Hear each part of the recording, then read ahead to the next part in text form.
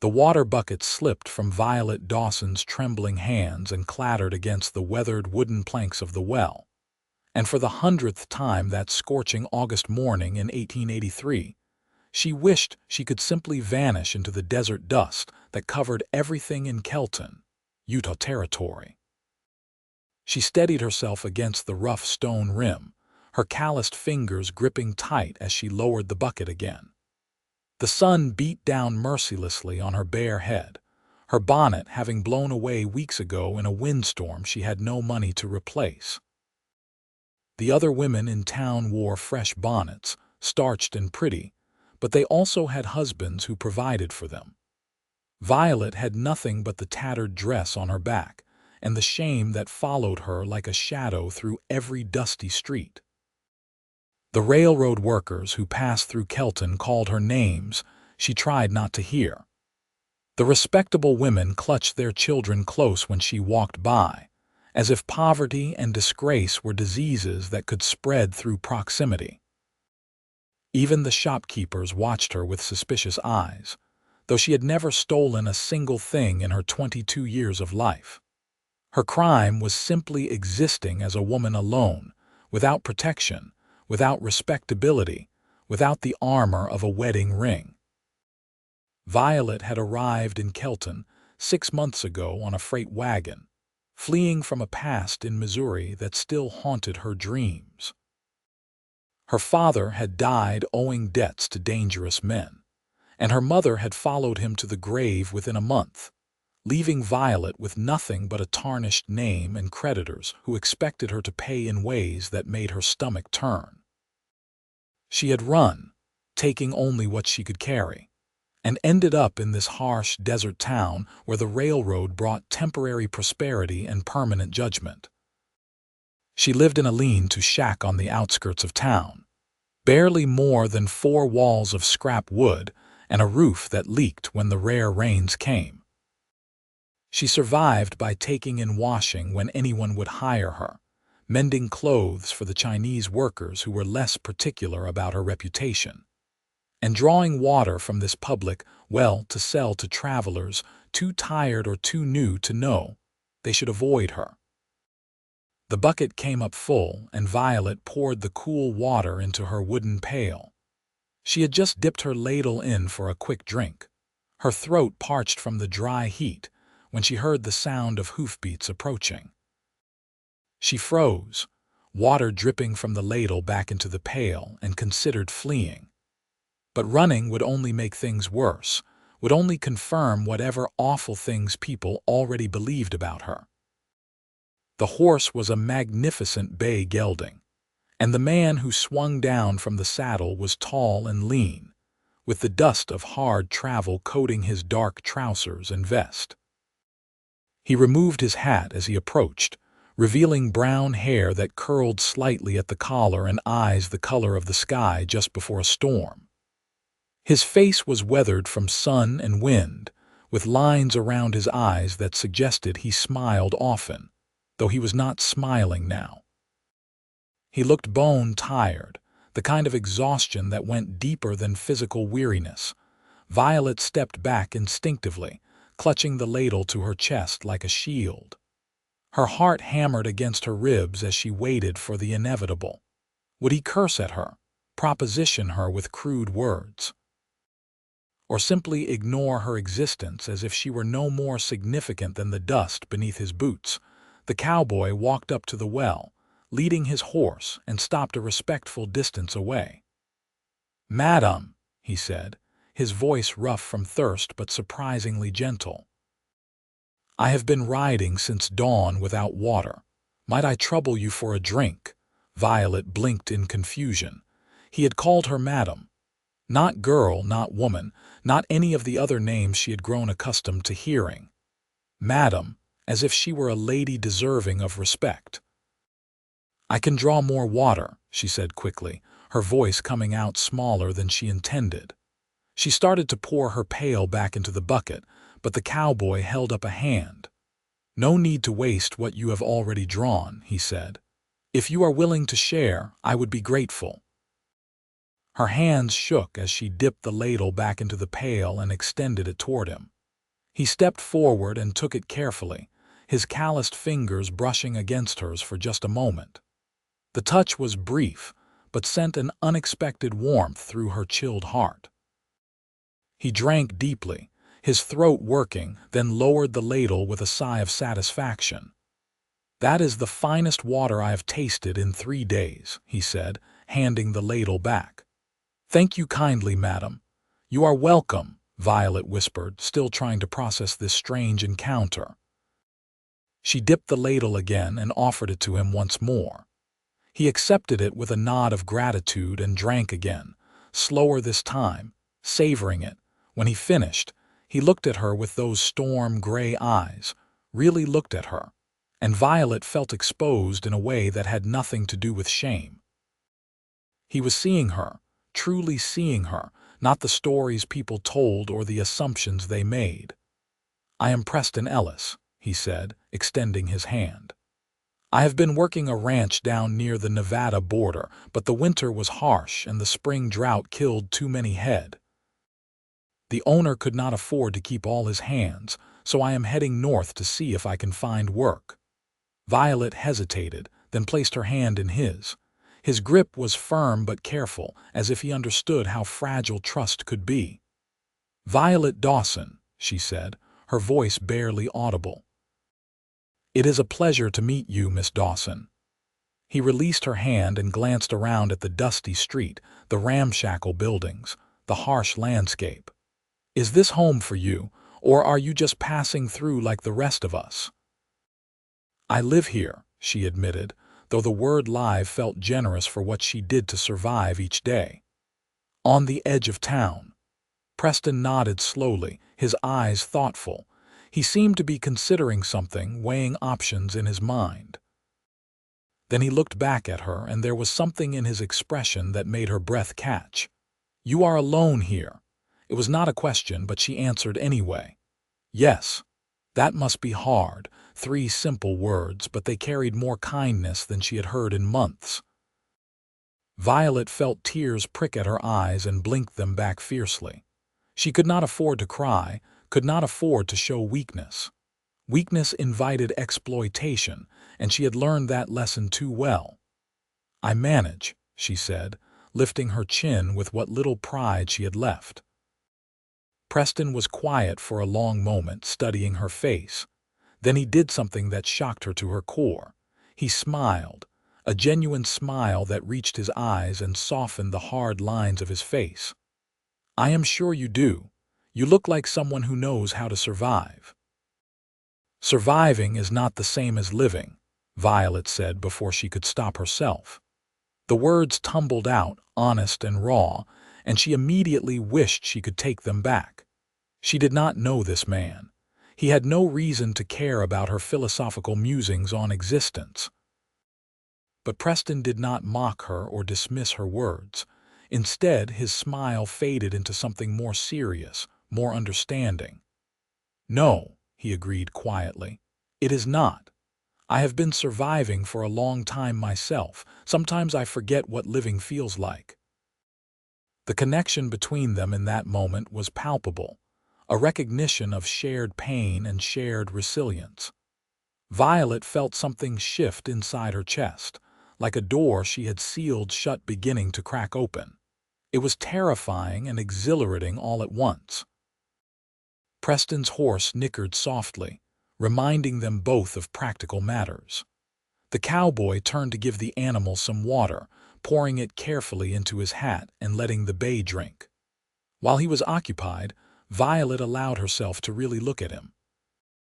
He was probably close to 30, she guessed, with the build of a man who worked hard for his living. His clothes were worn but clean, mended in places with careful stitches that suggested he had no wife to do it for him.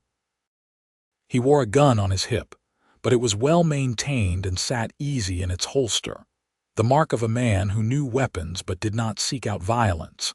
When the horse had drunk its fill, Preston settled his damp hat back on his head and turned to Violet again. "I need to find the livery and see about boarding my horse for the night. Can you point me in the right direction?" Violet gestured down the main street. "3 buildings down on the left. Mr. Chen runs it. He is fair with his prices." "I appreciate that." Preston gathered his reins but did not immediately mount. He seemed reluctant to leave, though Violet could not imagine why. "Will you be at this well tomorrow morning?" The question caught her off guard. "I come most mornings to draw water," she said carefully. "Why?" "I thought perhaps I might see you again. If you do not mind, that is." Violet's heart began to race. No one sought out her company ever. "I do not mind," she heard herself say, though a voice in the back of her head warned her not to hope, not to trust, not to let herself believe this could be anything other than cruel chance. Preston's smile returned, softer this time, almost shy. "Then I will look for you tomorrow, Miss Dawson." "Thank you again for the water. It was exactly what I needed." He swung up into the saddle with practiced ease and tipped his hat to her before riding toward the livery. Violet watched him go, her hand still clutching the ladle, her mind reeling from the unexpected encounter. When he disappeared from view, she realized she was smiling, actually smiling for the first time in longer than she could remember. The rest of the day passed in a strange haze. Violet went about her usual routines, carrying water to sell to travelers, washing clothes in the creek behind her shack, but her thoughts kept returning to the cowboy with the kind eyes and gentle voice. She told herself not to be foolish, that one moment of human decency did not mean anything, that he would probably forget all about her by morning. But when night fell and she lay on her thin pallet in her drafty shack, she found herself imagining what it might be like if Preston Ellis really did come back to the well. Sleep came fitfully, filled with dreams that shifted between memory and hope. She dreamed of her mother's face, worn thin with worry in those final days in Missouri. She dreamed of the men who had come to their door demanding payment, their eyes crawling over her in ways that made her skin itch. She dreamed of running, always running, never able to stop or rest. But then the dreams shifted, and she was standing at the well again, and Preston was there, and he was asking her to stay, though where he wanted her to stay, or why she could not quite grasp. She woke before dawn, as she always did, to the sound of a rooster crowing somewhere in town. The air was cool, the brief respite before the desert sun turned everything to fire.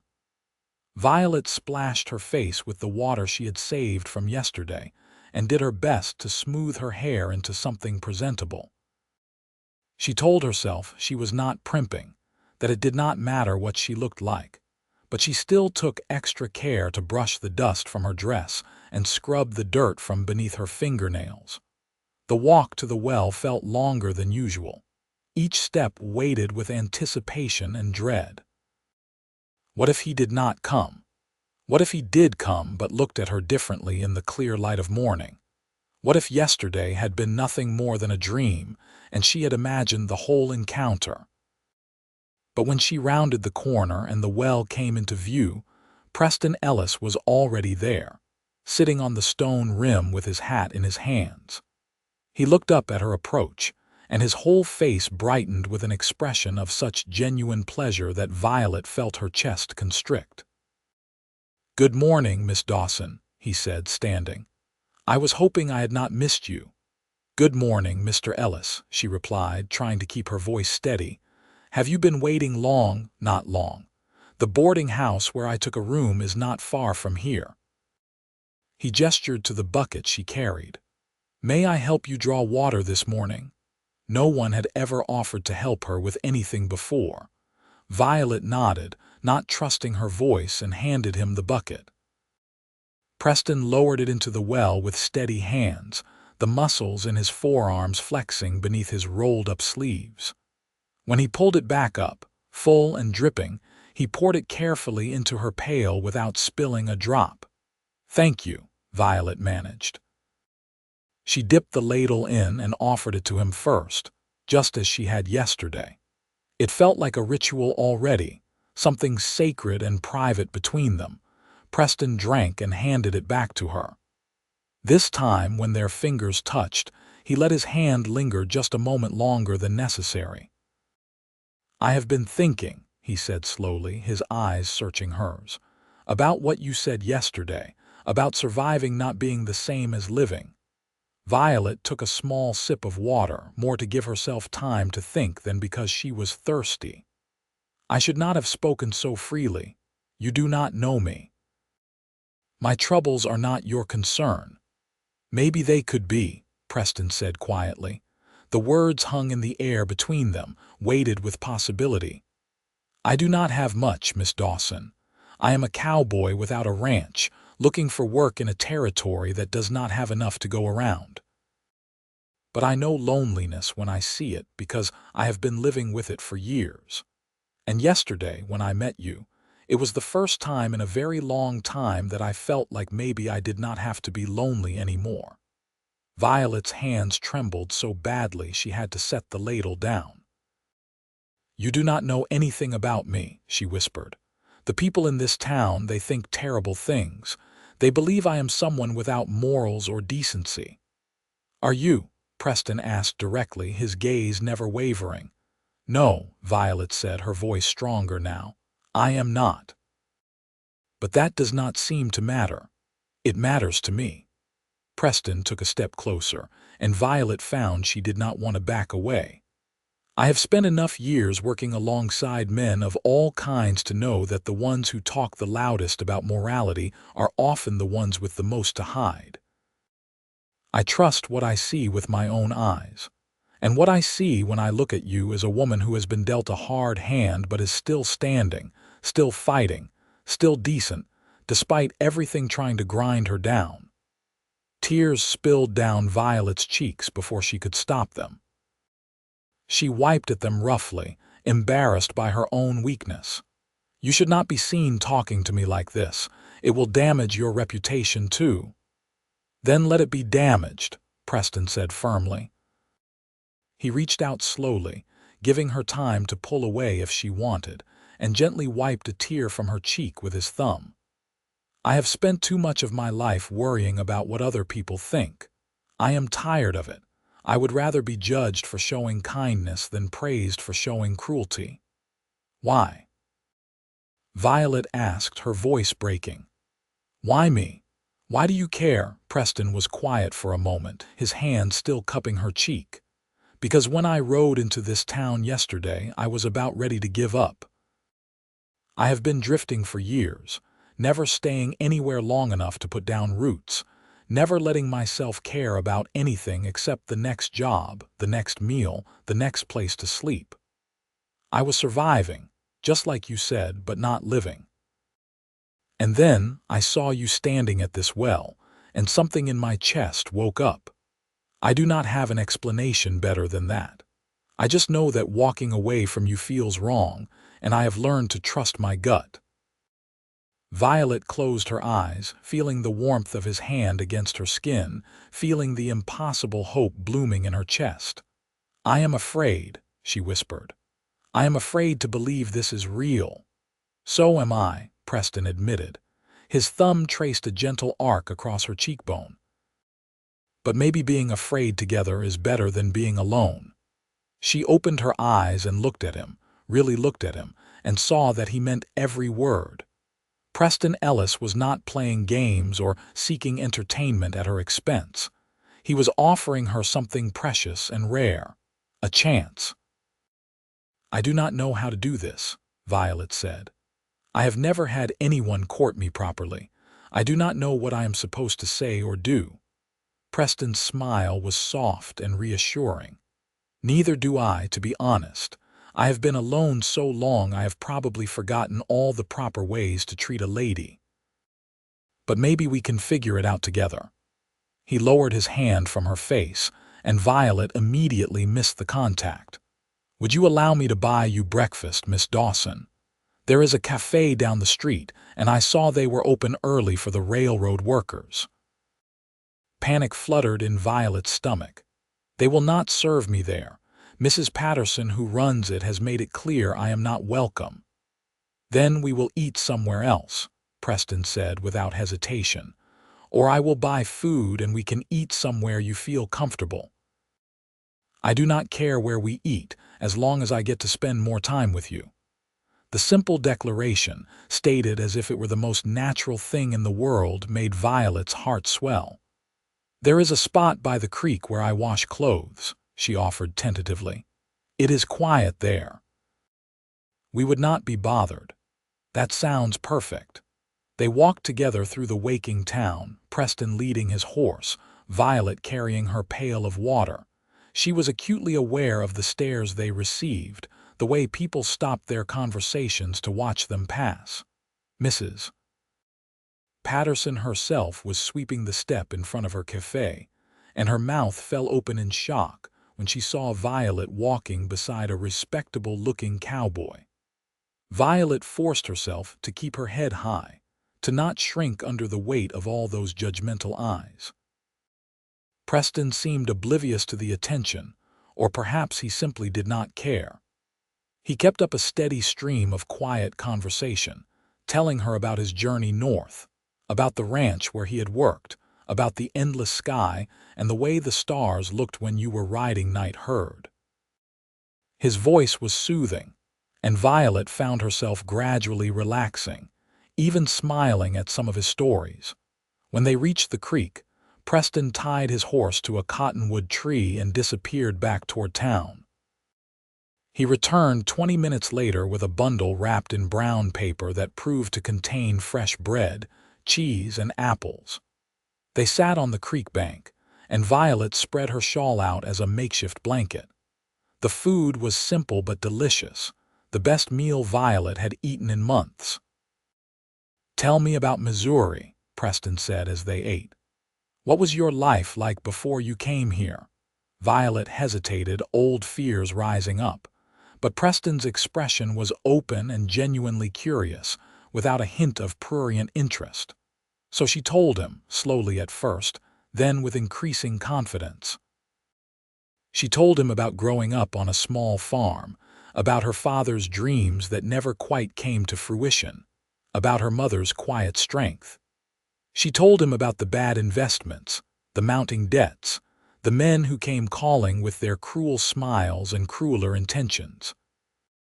She told him about running, about the terror of those first nights alone on the road, about arriving in Kelton with nothing but hope and finding even that in short supply.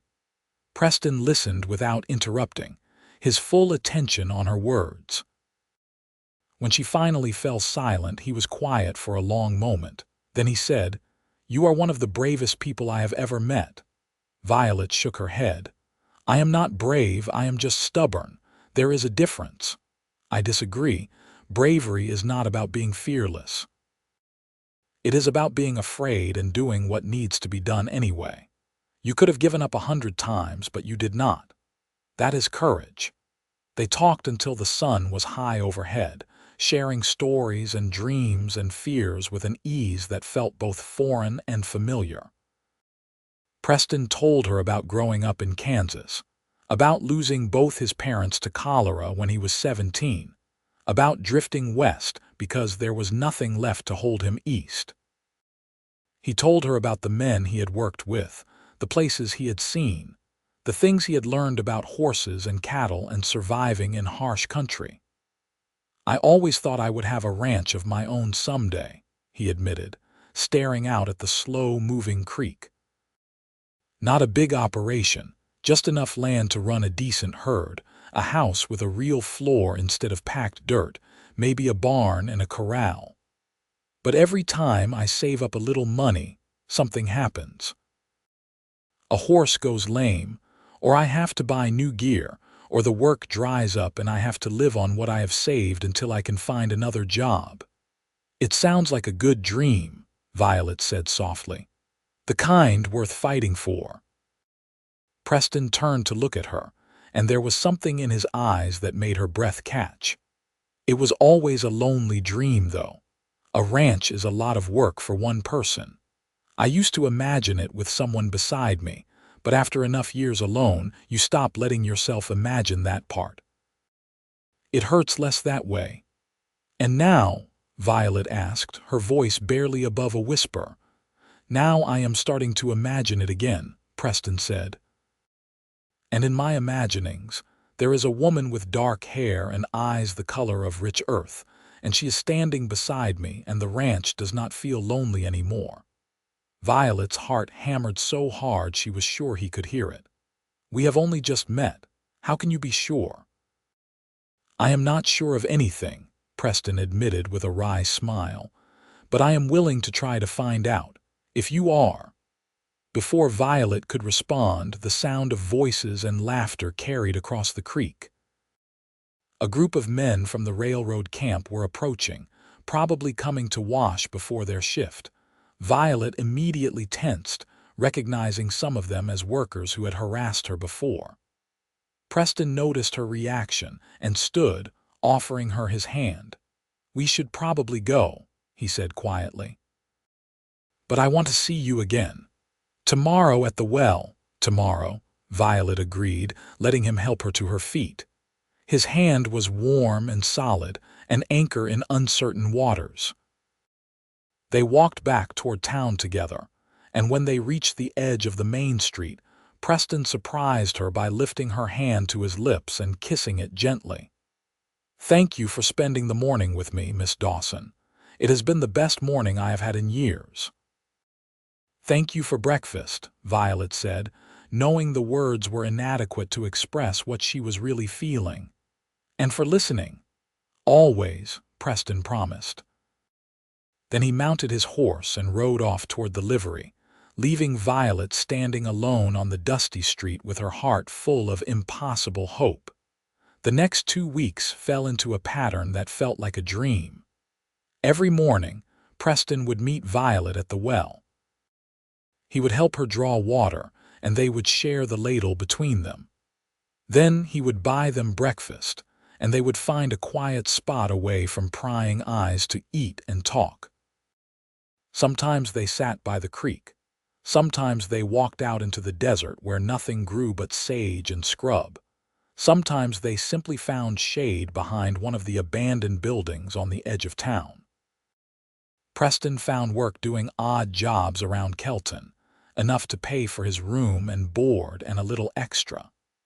He helped repair the livery roof, worked a few days loading freight for the railroad, even spent an afternoon helping old Mr. Chen with his horses. He turned down a job offer from a ranch 20 miles west, and when Violet asked him why, he simply said he was not ready to leave town yet. Violet continued her usual work, but now there was a lightness to her days that had not been there before. The other women in town still avoided her. The men still muttered when she passed, but their judgment felt less crushing when she knew Preston would be waiting at the well each morning. He was like a shield against the worst of the town's cruelty, not because he protected her from it, but because he reminded her that she was worthy of kindness despite what others believed. They talked about everything and nothing. Preston taught her how to whistle using a blade of grass, and Violet showed him how to spot the tracks of different animals in the dust. He told her stories of life on the trail, and she told him about the books she used to read before she had to sell them to buy food. They discovered they both loved thunderstorms, both hated the taste of turnips, both dreamed of having a dog someday. But beneath the easy companionship, something deeper was growing. Violet found herself noticing little things about Preston. The way his eyes crinkled when he laughed, the care with which he handled his horse, the gentle strength of his hands. She noticed the way he always positioned himself between her and anyone who might cause trouble, how he would touch her elbow to guide her around obstacles, how he looked at her like she was something precious. And Preston, for his part, could not seem to stop finding excuses to be near her. He would ride out to check on her shack, making sure the roof was secure and the door hung straight. He brought her small gifts, a new bonnet to replace the one she had lost, a pair of gloves to protect her hands from the rough well rope, a bar of soap that smelled like lavender. Nothing too expensive or inappropriate, just thoughtful gestures that showed he was paying attention. The first time he touched her beyond their usual hand-holding happened in the 3rd week of their acquaintance. They had walked further into the desert than usual, following a trail Preston knew that led to a small spring.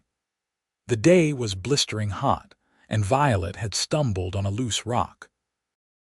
Preston caught her before she could fall, his arms wrapping around her waist, and for a moment they stood frozen, her back against his chest, his breath warm against her ear. "Are you all right?" he asked, his voice rough. "Yes," Violet breathed, though her racing heart had nothing to do with the near fall. Preston did not let go immediately. His arms tightened around her for just a moment, and Violet felt the solid strength of him, the way her body fit perfectly against his. Then he released her and stepped back, and Violet turned to face him. The look in his eyes made her dizzy with longing. "Preston," she started to say, but he shook his head. "I know we have not known each other long," he said, his hands clenching and unclenching at his sides as if he wanted to reach for her again, but was holding himself back. "And I know I should court you properly, slowly, do everything the right way. But Violet, I need you to know that what I feel for you is not some passing fancy. I am falling in love with you. Maybe I already have fallen. And if that is too much, too fast, then tell me now and I will slow down. But I cannot keep pretending what I feel is anything less than it is." Violet's eyes filled with tears, but for once they were happy tears. "I am falling in love with you too," she whispered. "I was afraid to say it, afraid to even think it, but it is true. You have become the best part of every day, the thing I look forward to when everything else feels impossible." Preston closed the distance between them in 2 strides and cupped her face in his hands. "May I kiss you?" he asked, and Violet nodded, unable to form words. The kiss was gentle and careful, a question as much as an answer. His lips were warm against hers, tasting of the coffee they had shared that morning. Violet's hands came up to rest on his chest, feeling his heart pounding as hard as her own. When they finally broke apart, both of them were breathing hard, and Preston rested his forehead against hers. "I want to marry you," he said, the words tumbling out in a rush. "I know that is probably too fast, and I do not even have a ranch or a proper home to offer you yet, but I want you to know my intentions. I want to build a life with you, Violet. A real life, not just surviving but living." "Yes," Violet said, laughing through her tears. "Yes, I will marry you." Preston pulled back to look at her, his eyes wide with surprise and joy. "Really? You mean it?" "I mean it," Violet confirmed. "I do not care if you have a ranch or a house or anything else. All I care about is being with you." They kissed again, longer this time, with more confidence and less restraint. When they finally made their way back to town, both of them were smiling so broadly that people stared even more than usual. But for once, Violet did not care. Let them stare. Let them gossip. She had found something precious and rare, and no amount of judgment could take that away from her. The next morning, Preston went to the general store and bought a simple gold band with most of the money he had saved. The store owner, a stern man named Mr. Peterson, raised his eyebrows when Preston explained what it was for. "You are marrying the Dawson woman?" he asked, his tone making it clear what he thought of that decision. "I am," Preston said firmly. "And I would appreciate it if you would show my future wife the respect she deserves." Mr. Peterson grunted noncommittally but wrapped the ring in a scrap of paper and took Preston's money. That afternoon, Preston found Violet at the creek, washing clothes as she did every day. He waited until she finished and wrung out the last shirt, then he got down on one knee right there on the muddy creek bank.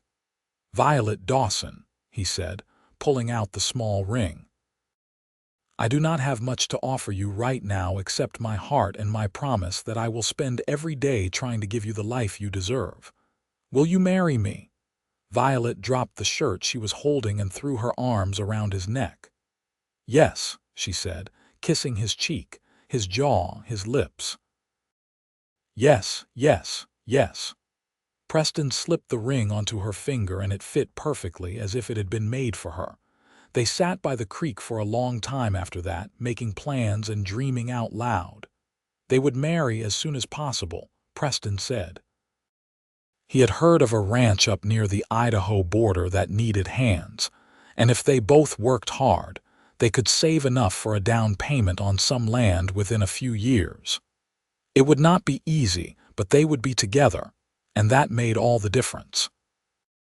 The wedding took place 4 days later in the small church at the edge of town.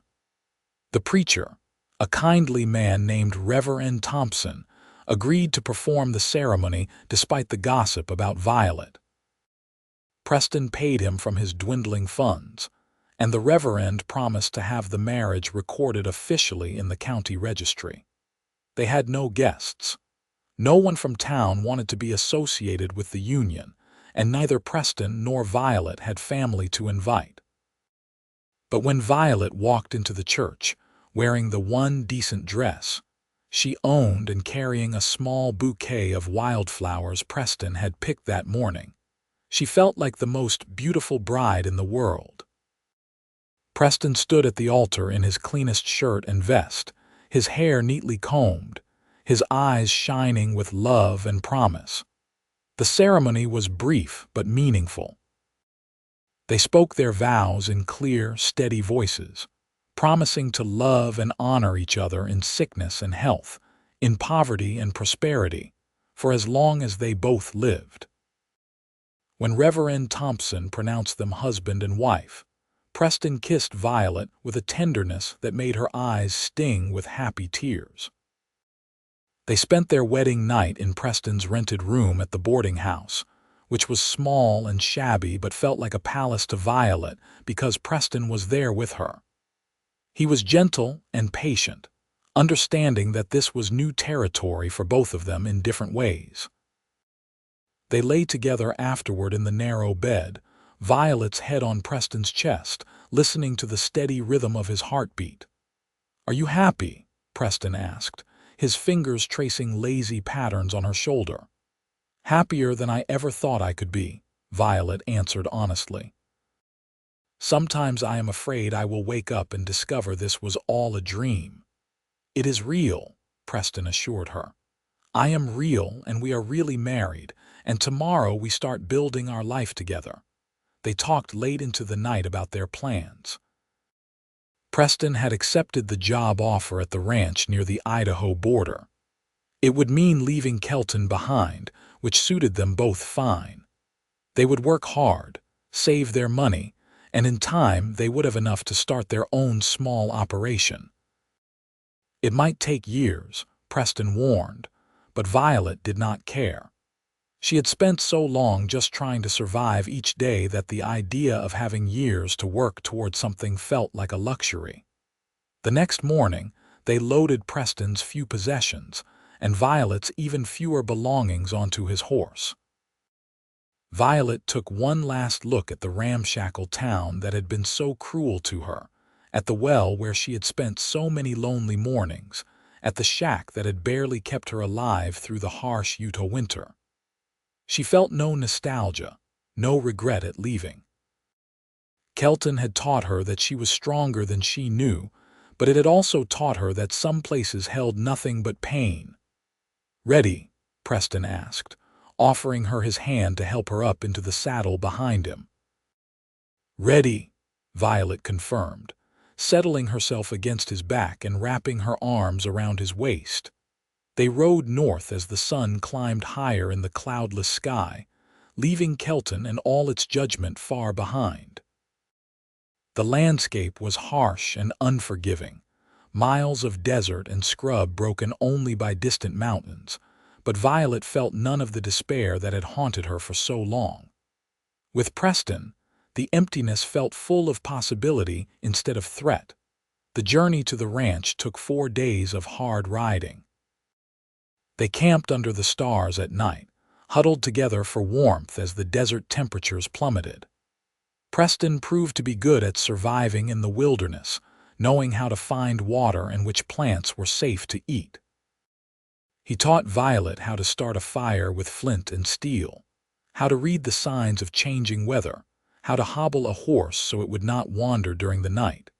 During the long hours of riding, they talked or simply enjoyed the companionable silence. Violet found herself noticing things she had been too exhausted and afraid to notice before. The way the light changed throughout the day, painting the desert in shades of gold and rose and purple. The surprising variety of birds that flitted between the sage bushes. The ancient beauty of wind-carved rock formations that rose from the earth like the bones of sleeping giants.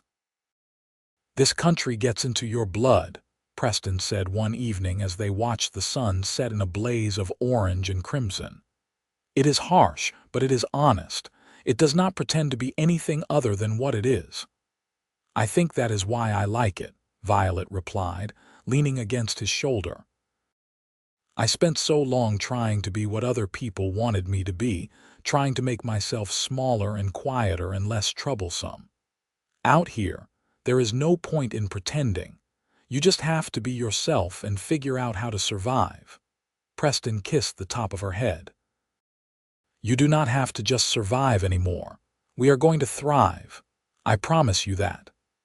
They reached the ranch on a Tuesday afternoon when the sun was at its peak and the heat was almost unbearable. The property was larger than Violet had expected, with a main house, several outbuildings and corrals that held at least 50 head of cattle. The owner, a man in his 50s named Harold Paulson, came out to greet them with a weathered face and shrewd eyes. "You must be Ellis," he said, shaking Preston's hand. "Glad you made it. I have been short-handed for weeks." His gaze shifted to Violet, curiosity evident in his expression. "And who is this?" "My wife, Violet Ellis," Preston said, pride clear in his voice. "I hope it is all right that I brought her along. She is a hard worker and willing to help however she can." Mr. Paulson looked Violet up and down, not in a lewd way but in the assessing manner of someone used to judging the worth of livestock and employees alike. Then he nodded slowly. "Can you cook?" "Yes, sir," Violet said. "And I can sew, do laundry, tend a garden, and care for chickens if you have them." "We have chickens," Mr. Paulson confirmed. "And my wife Marion has been complaining for months that she needs help with the cooking now that the arthritis has gotten bad in her hands. If you are willing to work for room and board on top of your husband's wages, I think we can come to an arrangement." Relief flooded through Violet. "I would be very grateful for the opportunity, sir." Mr. Paulson led them to a small cabin behind the main house, explaining it had been the original homestead before he built the larger structure. It was simple but solid, with a real wooden floor, a pot-bellied stove, and a window that actually had glass in it instead of just shutters. To Violet, who had spent months in a shack with walls full of gaps, it looked like a mansion. "You can settle in today," Mr. Paulson said. "Preston, I will need you out with the herd tomorrow at dawn. We are moving them to higher pasture now that the weather is turning. Violet, my wife will find you after breakfast and show you what needs doing around the house."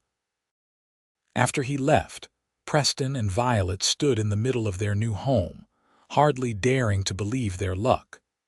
Preston swept Violet up into his arms and spun her around, both of them laughing with the pure joy of the moment. "We have a home," Violet said when he set her down, her hands framing his face. "A real home." "The first of many," Preston promised. "This is just the beginning, Violet. I am going to work harder than I have ever worked in my life, and I am going to give you everything you deserve." "You already have," Violet said softly. "You gave me hope when I had none. You gave me dignity when the world tried to take it away. You gave me love when I thought I was unlovable. Everything else is just extra." They spent the rest of the day settling in, which did not take long given how little they owned. Preston brought water from the well and filled the basin so Violet could wash. Violet swept the floor and opened the window to air out the cabin. They made the bed together with the blankets Mr. Paulson had provided, and Violet could not help but run her hands over the actual mattress, marveling at the luxury of not having to sleep on the ground. That night, they made love in their new home with the window open to the cool breeze and the sound of crickets singing in the darkness. Afterward, they lay tangled together, both too excited and grateful to sleep right away. "Preston," Violet said into the darkness. "Yes." "Thank you for drinking from my ladle that day. Thank you for seeing me when everyone else looked through me. Thank you for asking me to stay." Preston tightened his arms around her. "I am the one who should be thanking you. You could have turned me away that day at the well. You could have refused my invitation to breakfast, could have told me you were not interested. But you took a chance on me, on us, and that has made all the difference." "I think we saved each other," Violet said, her voice drowsy now as exhaustion finally caught up with her. "I think you are right," Preston agreed. He kissed her temple and held her close as they both drifted off to sleep, safe and warm and together. The next months were the hardest Violet had ever worked, but also the happiest. She rose before dawn to help Mrs. Paulson prepare breakfast for the ranch hands, a group of 5 men in addition to Preston. She quickly learned that feeding hungry cowboys required cooking in quantities she had never imagined. Pots of oatmeal large enough to bathe in, dozens of biscuits at a time, enough bacon to fill a washtub. Her arms ached from kneading bread dough and stirring massive pots, but she did not complain. Mrs. Paulson, a plump woman with kind eyes and gray hair she wore in a bun, turned out to be a godsend. She was patient with Violet's mistakes and generous with her knowledge. She taught Violet how to make sourdough starter and keep it alive, how to render lard from pig fat, how to preserve vegetables for the winter months. She showed Violet which herbs grew wild nearby and could be used for cooking or medicine, how to churn butter until it reached the perfect consistency, how to tell when meat was cooked through without cutting into it. "You are a natural, Mrs. Paulson said one afternoon as they worked together rolling out pie dough. "My daughter never took to cooking the way you have. She was always more interested in horses and roping than domestic duties. Where is your daughter now?" Violet asked, carefully crimping the edges of her pie crust the way Mrs. Paulson had shown her. "Married to a rancher up in Montana," Mrs. Paulson said with a proud smile. "She has 3 children now and still insists on helping her husband with the cattle instead of staying in the house where it is safe. She writes that she is happy though, so I suppose that is what matters." Violet thought about that as she worked. The idea that happiness could look different for different people, that there was not just one right way to be a woman or build a life, felt revolutionary. In Kelton, everyone had expected her to conform to a narrow definition of respectability, and when circumstances made that impossible, they had cast her out entirely. Here at the ranch, no one seemed to care about her past or judge her for being different. She was valued for her work and her willingness to contribute, nothing more and nothing less. Preston came in for meals with the other ranch hands, always finding an excuse to catch Violet's eye and give her a smile that made her heart flutter. The other men treated her with respect, tipping their hats when she brought food to the table and thanking her politely for the meals. Mr. Paulson had made it clear from the start that disrespect toward the women on his ranch would not be tolerated, and the men seemed to understand that line. At night, Preston would come home to their cabin tired and dusty but happy. Violet would have water warming on the stove for him to wash with, and they would sit together in the lamplight while he told her about his day. He talked about the cattle and the other hands, about fixing fences and breaking a young horse to saddle.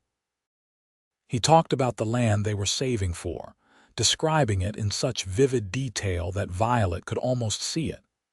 A valley with a creek running through it, good grass for grazing, shelter from the worst of the winter winds, maybe a stand of cottonwood trees for shade and lumber.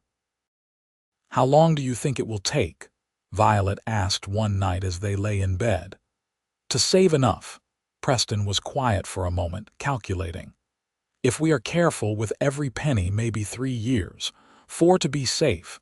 Mr. Paulson pays fair wages and with what you earn helping Mrs. Paulson, we should be able to put away a decent amount each month." 3 or 4 years, Violet repeated, turning the timeline over in her mind. It seemed like an eternity, but also impossibly short. "I can do that. We can do that. We can do anything together," Preston said with conviction. The seasons turned, and Violet and Preston settled into the rhythm of ranch life. Autumn brought the hard work of preparing for winter, slaughtering and smoking meat, canning vegetables from the garden, chopping and stacking firewood. Violet learned to use a rifle, taught by Preston on Sunday afternoons when they had a few hours of leisure. She was not a natural shot, but she became competent enough that Preston felt comfortable knowing she could defend herself if needed. Winter arrived with howling winds and heavy snows that piled up in drifts against the cabin walls. The work changed, but did not lessen. The animals needed constant care, paths had to be shoveled, water had to be hauled and heated.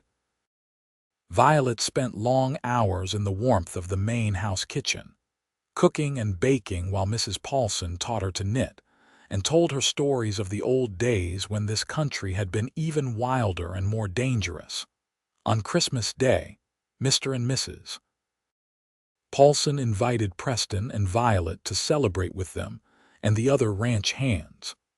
Mrs. Paulson had somehow managed to acquire a small ham, and Violet made dried apple pies and fresh bread. They ate together around the large table in the main house, and afterward Mr. Paulson brought out a fiddle that he played with surprising skill. One of the other hands had a harmonica, and they played old songs that had everyone singing along. Preston asked Violet to dance, right there in the crowded room, and she went into his arms feeling like the luckiest woman alive. They swayed together while the fiddle sang, and Violet thought about how much had changed in the past 6 months. She had gone from being an outcast sleeping in a shack to being a wife with a home and a husband who looked at her like she hung the moon. It did not seem possible that so much could change so fast, but here she was, living proof that redemption was real. That night, as they walked back to their cabin through snow that glittered under the stars, Preston stopped and pulled Violet close. "I have been thinking," he said, his breath misting in the cold air, "about the ranch we are going to buy. What about it?" Violet asked, snuggling against him for warmth. "I think we should plan for a family, not right away but eventually. A house big enough for children, a stable life where they can grow up safe and loved." He paused, then added shyly, "Would you want that? Children, I mean." Violet felt her heart expand with a love so fierce it almost hurt. "Yes," she said, reaching up to kiss him. "I would want that very much." They made love that night with a new intentionality, both of them thinking about the future they were building together. Violet felt like she was finally becoming the person she was meant to be, shedding the fear and shame that had weighed her down for so long. With Preston, she was simply herself, a woman learning to be strong, learning to trust, learning to hope. Spring came late and wet, turning the ranch into a sea of mud. A late frost killed some of the early crops, and they lost a few calves to predators. But they also welcomed new life. Foals from the ranch's mares, chicks hatching in the henhouse, wildflowers exploding across the previously barren landscape. Violet planted a small garden behind their cabin, her first ever, and felt absurdly proud when the first green shoots pushed through the soil. In May, Violet missed her monthly courses for the second time and knew with certainty that she was expecting a baby.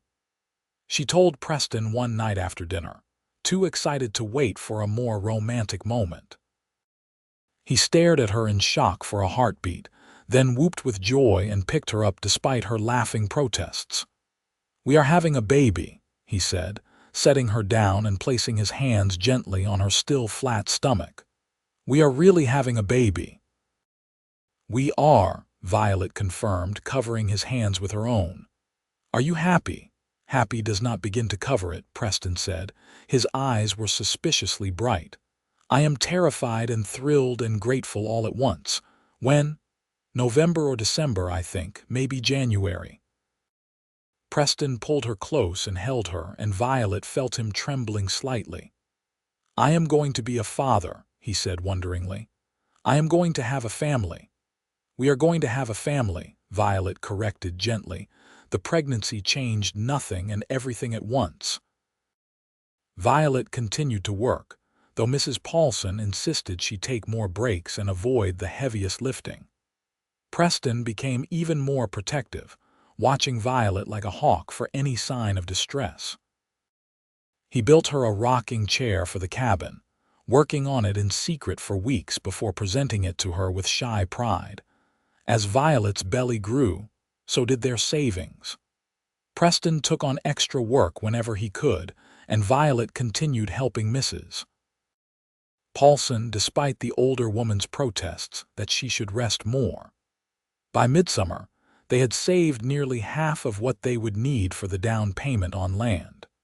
Preston began seriously scouting properties on his days off, riding out to look at available parcels and assess their potential. He found the perfect spot in late August, riding home one evening with an excitement that practically crackled off him. "I found it," he told Violet before he was even off his horse. "The valley I have been dreaming about. It is about 30 miles north, good water, decent grazing, and the current owner is willing to sell for a fair price." They rode out together the next Sunday, Violet sitting carefully in the saddle despite the bulk of her pregnancy.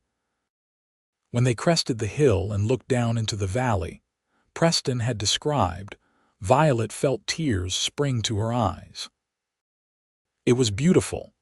A wide meadow bisected by a clear stream with gentle hills rising on either side and a stand of cottonwood trees clustered near what would be the perfect spot for a house. "What do you think?" Preston asked anxiously. "I think it is perfect," Violet said. "I think it is home." They spent the afternoon walking the property, Preston pointing out where he envisioned everything. The house here, the barn there, corrals for the horses, pens for cattle, maybe a chicken coop near the house so Violet would not have to walk far in winter. He talked about building a root cellar for storage, digging a proper well, planting fruit trees that would take years to bear fruit, but would eventually provide for their children and grandchildren. "How much longer until we can afford it?" Violet asked as they sat by the stream, her back against Preston's chest, his hands cradling her swollen belly. "Another year, maybe a bit more. Mr. Paulson said he would write me a letter of reference when we are ready to approach the bank for a loan. We will have enough for a good down payment by then, and the monthly payments should be manageable." "Another year of hard work," Violet mused, "but then this will be ours." "Ours," Preston agreed, kissing her neck. "Home." The baby came early, arriving in mid-October during an unseasonable cold snap. Violet's labor started in the middle of the night, and Preston ran through the darkness to fetch Mrs. Paulson.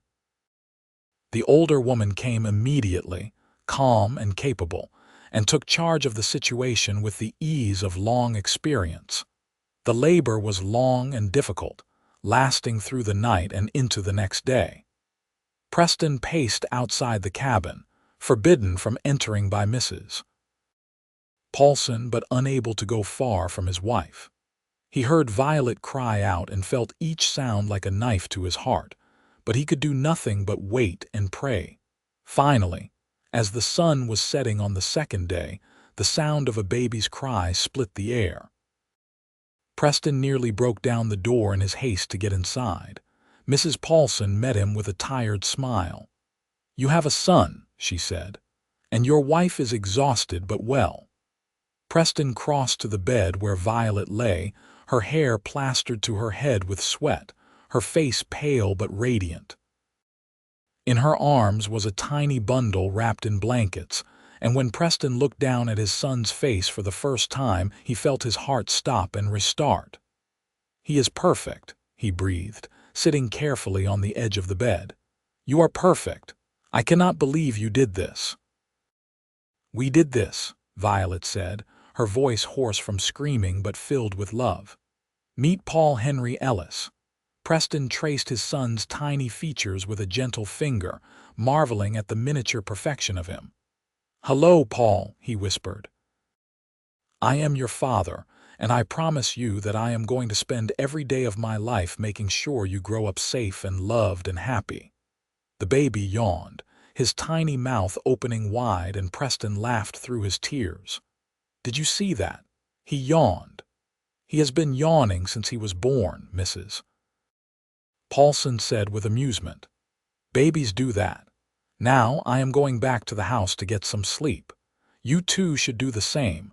That baby will be waking you up plenty in the coming weeks." After Mrs. Paulson left, Preston lay down carefully beside Violet, and they both watched their son sleep. The cabin was quiet except for the baby's soft breathing and the crackle of the fire in the stove. "I love you," Preston said softly. "Thank you for giving me a family." "I love you too," Violet replied. "And thank you for giving me a reason to believe in happy endings." The first year of Paul's life was a blur of sleepless nights and constant work, but also profound joy. Violet learned to nurse the baby and change his diapers, to soothe him when he cried and recognize what each different cry meant. Preston proved to be a devoted father, spending every free moment holding his son, talking to him, showing him the world. They continued to save money, though progress was slower now with an extra mouth to feed and baby supplies to purchase. But Preston and Violet did not mind. They had time and they had each other, and they had their beautiful son. By the time Paul was walking, they had finally saved enough for the down payment on the land. Preston went to the bank in the nearest town, and with Mr. Paulson's letter of reference and their savings, secured a loan. They signed the papers on a crisp autumn day, and that night they celebrated in their cabin with a bottle of elderberry wine Mrs. Paulson had made for the occasion.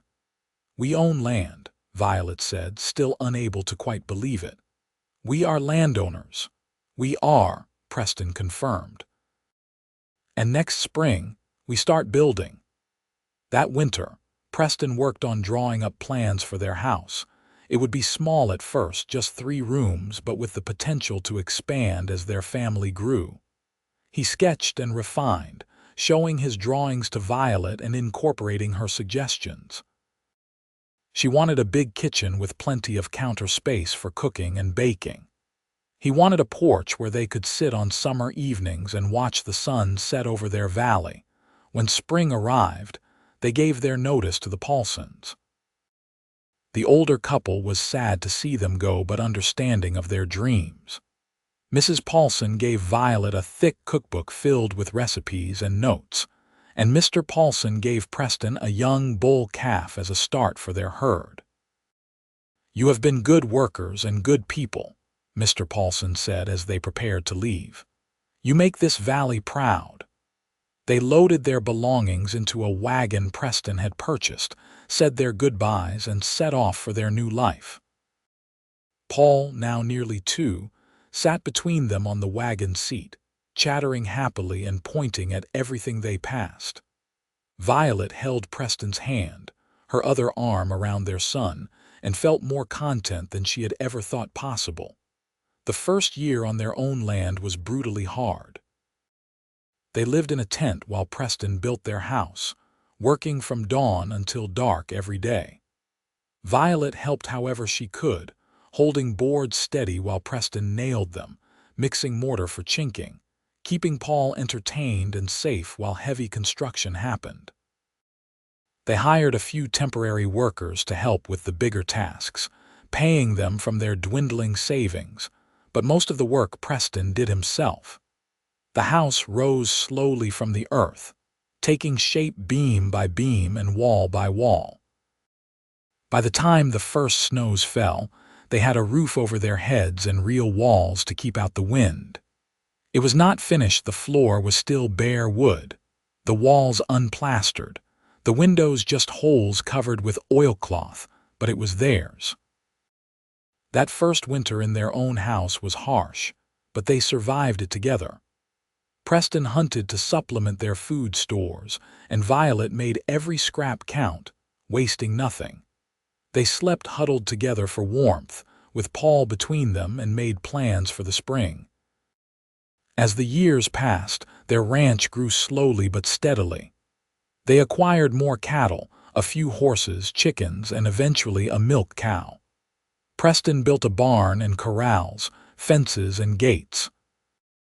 Violet planted a large garden and started a small orchard, nurturing the young trees through drought and freeze. They hired occasional help during busy seasons, paying fair wages and treating workers with respect. Paul grew into a sturdy boy who loved the ranch and all its animals. He followed Preston everywhere, learning to ride almost before he could walk properly, helping with chores as soon as he was able. He had his father's gray eyes and his mother's dark hair, and a smile that could light up a room. When Paul was 4, Violet discovered she was expecting again. This time the pregnancy was easier, and in the spring she delivered a healthy daughter they named Patricia Rose. Paul was fascinated by his baby sister, always wanting to help care for her, bringing her flowers and interesting rocks to look at. 2 years later came another son, Peter James, and then 2 years after that a second daughter, Penelope Me. Their house expanded with each new child, Preston adding rooms as they could afford the materials. The ranch prospered, not making them wealthy but providing a solid, comfortable living. By the time Paul was 10, he was old enough to be a real help on the ranch, working alongside Preston with the cattle. Patricia, 8 years old and fearless, preferred horses and spent hours in the barn grooming and talking to them. Peter, 6, was quiet and thoughtful, more interested in the mechanics of how things worked than in animals. Penelope, 4, was her mother's shadow, always underfoot in the kitchen and learning to cook. Violet sometimes stopped in the middle of her busy days and looked around at her life with wonder. She had a house full of children and laughter, a husband who still looked at her with love after more than a decade of marriage, and a home she had helped build with her own hands. The scared, broken girl who had stood at that well in Kelton felt like a different person, someone from a story rather than her own past. On their 15th wedding anniversary, Preston took Violet up to the hilltop above their valley, the same spot where they had first looked down at this land. The children were old enough now to be left alone for a few hours, Paul in charge and responsible enough to handle any problems. "You remember the first time we came here?" Preston asked, his arm around Violet's waist as they looked down at their ranch. The house was larger now, whitewashed and tidy with smoke curling from the chimney. The barn and outbuildings were well maintained and cattle dotted the pastures. "You said you thought it was home." "I remember," Violet said, leaning against him. "I was right, was I not?" "You were right about everything," Preston said. He turned her to face him, his hands cupping her face the same way he had that first time by the creek in Kelton. I want you to know that every good thing in my life started the day I rode into that dusty town and saw you at the well. You saved me, Violet. You gave me a reason to stop drifting and start living. We saved each other, Violet said, her eyes shining with tears. You saw me when everyone else looked through me. You offered me dignity when the world wanted to crush me. You loved me when I thought I was unlovable. Preston kissed her, deep and sweet, with all the passion and devotion of 15 years of marriage. When they finally broke apart, both of them were smiling. I would do it all again, Preston said. Every hard day, every struggle, every moment of doubt. I would do it all again just to end up right here with you. So would I, Violet agreed. 1,000 times over. They walked back down to their house hand in hand, just as the sun was setting in a blaze of gold and orange. Their children came running out to meet them, Paul and Patricia racing each other, Peter walking at a more sedate pace with 4-year-old Penelope on his shoulders. Preston scooped Patricia into his arms while Violet embraced Paul, and together they all went inside to the warm, bright house that love and hard work had built. That night, after the children were asleep in their rooms, Preston and Violet sat together on their porch in the rocking chairs Preston had made. The stars were bright overhead, and the night was filled with the peaceful sounds of their ranch settling down to sleep. "Tell me again," Violet said softly, "about the day we met." Preston smiled, knowing this story by heart because they had told it to each other and to their children countless times. "I was hot and tired and about ready to give up on everything," he began. "I rode into a dusty town in the middle of the Utah Territory, and I saw a woman standing at a well. She looked like she had been fighting the world and was not ready to surrender yet. I asked for water, and she gave it to me from her ladle. It was the best water I had ever tasted." "Because it was offered with kindness," Violet added, as she always did. "Because it was offered with kindness," Preston agreed. "And I knew, standing there in that moment, that I wanted to know her, so I asked if I could see her again. And I said yes," Violet continued. "Because even though I was afraid, even though I had every reason not to trust, something told me you were different." "I was different," Preston said, reaching over to take her hand. "Because of you, you made me want to be better, to do better, to build something lasting." They sat in comfortable silence for a while, hands linked, watching the stars wheel slowly across the sky. Finally, Violet said, "Do you ever think about what would have happened if you had not stopped at that well, if you had ridden through Kelton without stopping?" "Never," Preston said firmly. "Because fate or providence or pure dumb luck brought me to you, and I have never questioned it. That was the moment my real life began." "Mine too," Violet said softly. Inside the house, they could hear one of the children stirring, probably Peter having one of his vivid dreams. Violet started to get up, but Preston waved her back down. "I will check on him," he said, kissing her forehead before going inside. Violet sat alone on the porch for a moment, rocking slowly and listening to Preston's low voice soothing Peter back to sleep. She thought about the girl she had been, standing at that well with nothing but shame and fear for company. She thought about all the hard miles she had traveled to get here, all the pain and struggle and moments when she wanted to give up. And she thought about the cowboy who had drunk from her ladle and seen not an outcast but a woman worth knowing, worth loving, worth building a life with. "Thank you," she whispered into the night, whether to God or fate or the universe itself she was not sure. "Thank you for bringing him to me. Thank you for giving me this life." Preston came back out and settled into his chair again. "Peter was dreaming about flying," he said with amusement. "He said he was riding a giant bird over the mountains." Violet laughed softly. "He has always had an imagination." "Like his mother," Preston said. "You imagined a better life when you had every reason to believe better was impossible, and you made it real. We made it real, Violet corrected. Together. As the years continued to pass, the ranch grew and prospered. Paul eventually took over more of the day-to-day operations, showing a natural gift for ranching. Patricia surprised everyone by training horses with remarkable skill, earning money and respect from neighboring ranchers. Peter, true to his mechanical interests, became the one who could fix anything that broke on the ranch, and eventually opened a small blacksmith and repair shop on their property. Penelope grew into a talented cook and baker, selling her goods in the nearest town and earning enough to save for her own future. When Paul turned 18, he fell in love with a neighbor's daughter, and Preston and Violet gave them their blessing and a portion of the ranch land to start their own home. Within 2 years, they had welcomed their first grandchild, a red-faced, squalling girl who stole Preston's heart completely.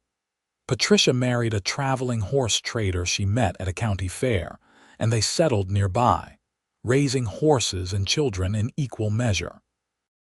Peter married a schoolteacher from town, a quiet woman who loved him for his steady nature and clever hands. Penelope eventually married a young man who worked at the general store, and they built a life in town while remaining close to the ranch. Preston and Violet grew older together, their hair turning gray, their faces weathering like the land they loved. But their love never dimmed. If anything, it deepened with each passing year, each shared challenge, each moment of joy. On their 40th wedding anniversary, surrounded by children and grandchildren and even a few great-grandchildren, Preston stood up at the dinner table and raised his glass. 40 years ago, he said, his voice still strong despite his years, I was a drifter with no home and no purpose. I rode into a town called Kelton and met a woman at a well. She was an outcast, rejected by everyone around her for circumstances beyond her control. But she offered me water from her ladle, and in that simple act of kindness, she gave me everything. Violet wiped tears from her eyes as Preston continued. I asked her to stay with me, and by some miracle, she said yes. Everything good in my life flows from that moment. This ranch, these children, all of you gathered here, none of it would exist if not for the courage of a woman who refused to give up, who refused to believe the cruel things people said about her, who had enough hope left to give a wandering cowboy a chance.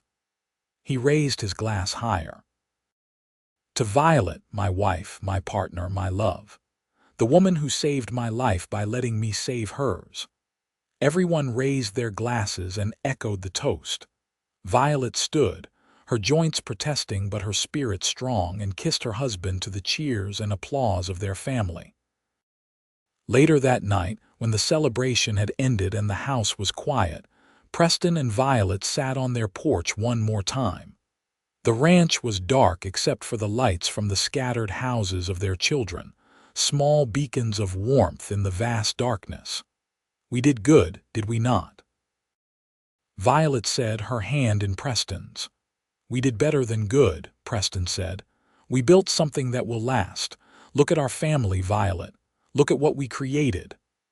I never imagined, Violet said softly, that day at the well that my life could turn out like this. I thought I would die alone and forgotten, another casualty of bad luck and worse judgment. But you did not, Preston said firmly. You survived and thrived and became the foundation of a family that will tell stories about you for generations. They will remember the woman who stood at the well, the woman who refused to be broken, the woman who built a legacy of love and perseverance. And they will remember the cowboy who was kind enough to ask for water, Violet added, who saw past the surface to the person beneath, who had the courage to love someone the world had rejected. Preston pulled her close, and they sat together as the night deepened around them. The stars overhead were the same stars they had watched on their wedding night, on the night each of their children were born, on 1,000 ordinary nights that had somehow added up to an extraordinary life. When Preston passed away peacefully in his sleep at the age of 78, with Violet holding his hand, the whole valley mourned. He had been a good man, a fair employer, a devoted husband and father. His funeral was attended by hundreds of people, all with stories of his kindness and integrity. Violet missed him with an ache that never fully healed, but she did not break. She continued living on the ranch, surrounded by her children and grandchildren, sharing stories of Preston and keeping his memory alive.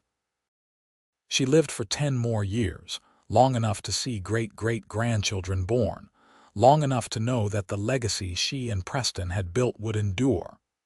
On a spring morning in 1943, 60 years after she had stood at that well in Kelton, Violet passed away quietly in her sleep. She was 82 years old, and she died knowing she had been deeply loved and had loved deeply in return. At her funeral, her oldest grandson stood to give the eulogy. He told the story that everyone in the family knew by heart. The story of a woman at a well who had been rejected by the world but who had the courage to accept kindness when it was offered. The story of a cowboy who had been drifting through life until he drank from her ladle and found his purpose. The story of 2 people who had built a life together from nothing but love and determination. "My grandmother taught us that it does not matter where you start," the grandson said, his voice thick with emotion. "It matters what you do with the chances you are given." She was given a chance by my grandfather, and she seized it with both hands. Together, they created a family and a home that have blessed all of us. We honor her memory by remembering her courage, her kindness, and her unwavering belief that love can transform everything. The ranch stayed in the family for generations, each new occupant adding to the legacy. The original house, now historic, was preserved and maintained. Descendants would bring their children there to tell them the story of Preston and Violet, of the well and the ladle, of the outcast and the cowboy who saw her worth. And sometimes, on quiet evenings when the sun was setting over the valley in shades of gold and rose, people swore they could see 2 figures sitting on the porch of the old house. A man and a woman, holding hands and watching the stars come out, their love still shining bright after all the years. It was just a story, of course, just a romantic fancy. But then again, the whole thing had started with a story of an outcast and a cowboy, of kindness and courage, of love finding a way even in the harshest of circumstances. And if Preston and Violet had taught their family anything, it was that the best stories are the ones that are true, the ones that start with a simple act of kindness and grow into something beautiful and lasting. The story of the woman at the well and the cowboy who drank from her ladle became a family legend, but more than that, it became a reminder that everyone deserves to be seen, to be valued, to be loved. Their great-great-grandchildren still told the story, still visited the old ranch, still looked at the faded photograph of Preston and Violet on their wedding day, and marveled at how young and uncertain they looked. But in their eyes, even in that old photograph, you could see the beginnings of the love that would sustain them through 40 years of marriage, through hardship and triumph, through the building of a legacy that would outlast them both. The well in Kelton was long gone, the town itself mostly abandoned as the railroad moved on and progress followed different routes. But the valley where Preston and Violet had built their life remained, still beautiful, still productive, still home to the family they had created. And on the hilltop where they had first looked down at their land and dreamed of the future, someone had placed a simple wooden cross with their names carved into it, marking the spot where their story had truly begun. Preston Ellis and Violet Dawson Ellis. He had offered kindness to an outcast. She had accepted it with courage. Together, they had built a love that lasted forever, a family that spanned generations, and a legacy that proved that the best things in life often start with the smallest gestures. A drink of water from a ladle, offered and received with hope and gratitude. And so the story ended where it began, with water and kindness, and two lonely people who found each other against all odds and refused to let the world tear them apart. It was a simple story, really, but the simple stories are often the most powerful. They remind us that love is always possible, redemption is always available, and hope is always worth holding on to, no matter how dark the circumstances may seem. Preston and Violet had lived that truth every single day of their lives together, and their descendants carried it forward like a sacred flame, passing it from generation to generation, ensuring that the story of the woman at the well and the cowboy who asked her to stay would never be forgotten.